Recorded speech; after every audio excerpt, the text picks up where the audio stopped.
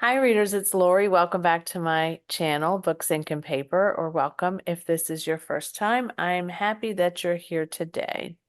And maybe you are discovering a new author, or maybe one that you already love as well as I do. But this is my Throwback Thursday, and today we're going to talk about Sarah Waters.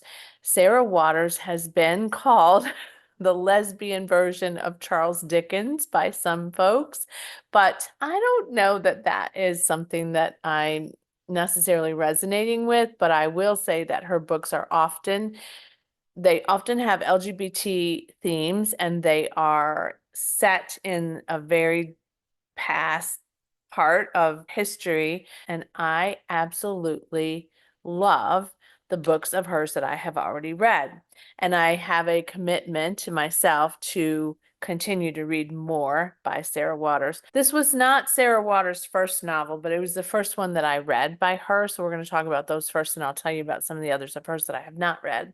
So the first one I read was Affinity. This one came out, I think, in 1999. It was way before I was tracking books on Goodreads. So I have no review, just that I read it. I would go in after I started Goodreads, I would go in and say, oh, I know I read this. I know I read this. So that's what I did. So this one is about a woman named Margaret Pryor who just is still recovering from a suicide attempt. So her mental health is fragile, to say the least, and she begins to visit the women's ward of a prison in Victorian London. It's very grim and horrible.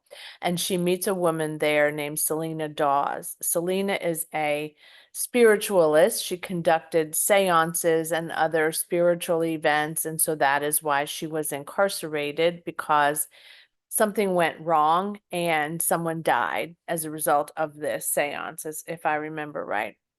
So Margaret decides she's going to try to support Selena and to, bring her books or, as I remember, just things that would help her. And they start to form a relationship that then kind of draws Margaret in a little bit more deeply and surprisingly to her. And then the question is, will Margaret survive this, right? Like, people are starting to get suspicious, and how is Margaret going to preserve her own well-being as well as help her new friend and love, Selena? So I really did enjoy this one. I just remember, and I think this is true of all of Sarah Waters' novels that I've read, they feel very dark, not just in the plot, but in, like, you feel like you're in the dark a lot of the time. At least I do. So that was, again, one of my favorites. Another one that I do still have where I could find it is The Little Stranger, which is one of my absolute favorites. This one is post-war summer. It would be a great time to reread this. In rural Warwickshire, Dr. Faraday is called to see a patient at Hundreds Hall, where the Ayers family has lived for a very, very long time. However, they are falling upon some hard times, this family, and there's someone who's sick, but the mother, son, and daughter are struggling to stay afloat financially. There are lots of things that are happening post-war to the people that live there, and society is really shifting for those folks as well. But there's something sinister happening in their house, and Dr. Ayers is a part of this for sure. And you can just see, I mean, this is just like, this is how it feels when you're reading it, like you're in that castle and yeah, it's crazy, crazy, but good. Then I read also The Paying Guests. This is a newer one. In fact, this might be her most recent novel, if I'm not misspeaking, because this one came out in 2014. And this is 1922, and there are a lot of people who are out of work and hungry as well. And in this city on Champion Hill is a home that no longer has servants, and everybody is recovering from World War I. And widowed Mrs. Ray and her daughter Frances, who is unmarried, are having to take in tenants now to stay afloat. And they bring in Lillian and Leonard Barber, who are a middle-class young couple, and they love music and laughter and fun, and they're gregarious and risque. They draw in Frances And Frances tries to resist the temptations that she's feeling, but she cannot. And I just, somebody says it's a marvelous, truly spooky historical novel. It is spooky and it is quite something. And it's a chunker, it's bigger. So that one was really, really good. So those are all the books that I've read by Sarah Waters. Now, Tipping the Velvet, which was her first novel and was written way back in 1998, is about Nan King, who is an oyster girl. And she goes to a music hall and she loves to watch Kitty Butler, who is a male impersonator. And she just is enamored with this person. So she manages to finally meet Kitty.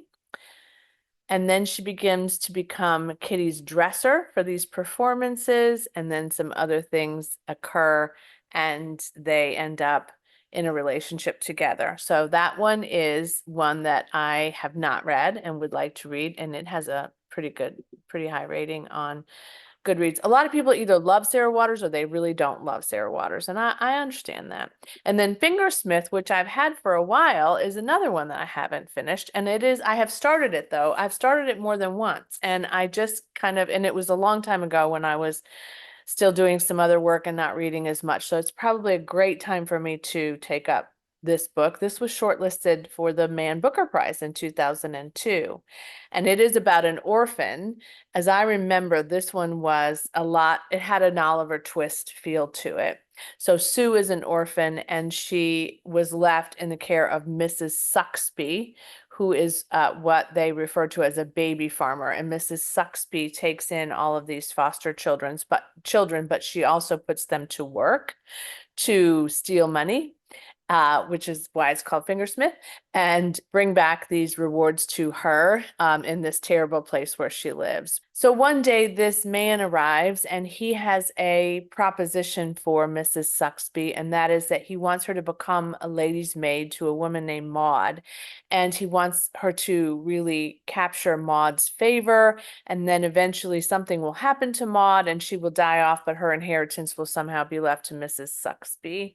It does seem a little far-fetched, but it does have a pretty high rating compared to some of her others. And I remember enjoying it. I just remember getting bogged down and not finishing it. None of these are small, by the way. None of them are small.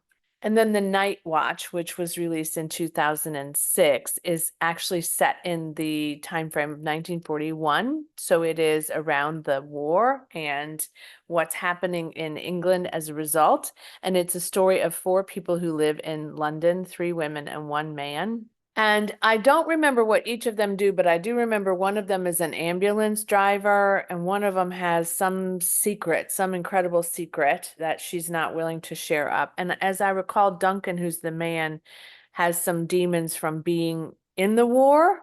And of course, they're going through air raids and blackouts and all those things that you are familiar with if you're familiar with this time period. So it is about their relationships with each other.